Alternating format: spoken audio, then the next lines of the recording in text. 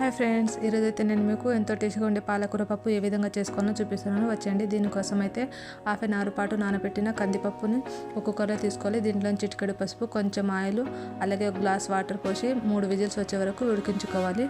3 whistles వచ్చిన తర్వాత ఈ పప్పుని మంచిగా మెదుపుకొని పక్కన పెట్టుకోవాలి. పాలకూర పప్పు అన్నంలోకి అయితే చాలా టేస్టీగా ఉంటుందండి.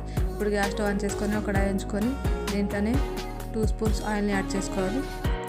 ఇప్పుడు ఆయిల్ వేడైన తర్వాత దీంట్లోనే మనం కొంచెం ఆవాలు, అలాగే కొంచెం జీలకర్ర, ఎండుమిర్చి, కచ్చపచ్చగా దంచుకున్న వెల్లుల్లి, పోపు గింజలు, కొంచెం కరివేపాకు కూడా వేసుకొని మంచిగా కలుపుకోవాలి. ఇప్పుడు దీంట్లోనే మనం ఒక 2 పాలకూర కట్టల్ని చిన్నగా కట్ చేసుకొని తడి లేకుండా వేసుకొని మంచిగా కలుపుకోవాలి.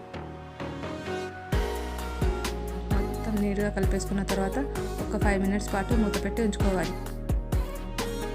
ఒక 5 మినిట్స్ తర్వాత పాలకూర మంచిగా ఉడికిపోయింది కదా. ఇప్పుడు దీంట్లోనే మనం మన రుచికి సరిపడా పచ్చికారంని యాడ్ చేసుకోవాలి. అలాగే రుచికి సరిపడా ఉప్పు. పచ్చికారం వేసుకోవడం వలన పాలకూర పప్పు అనేది రుచిగా ఉంటుంది. ఒకసారి మీరు కూడా ఇలా ట్రై చేసి చూడండి. ఇప్పుడు కారము, ఉప్పు మొత్తం పాలకూరకు పట్టేటట్టు మంచిగా కలుపుకోవాలి.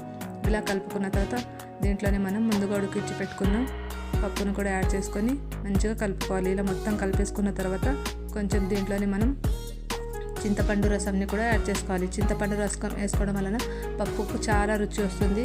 చాలా అంటే చాలా టేస్ట్గా ఉంటుంది. అలాగే మీలో ఎవరైనా నా ఛానల్ని ఫస్ట్ టైం చూస్తున్నట్లయితే ప్లీజ్ సబ్స్క్రైబ్ చేసుకోండి. ఒక లైక్ ఇవ్వండి, మీ ఫ్రెండ్స్ అండ్ ఫ్యామిలీకి షేర్ చేయండి.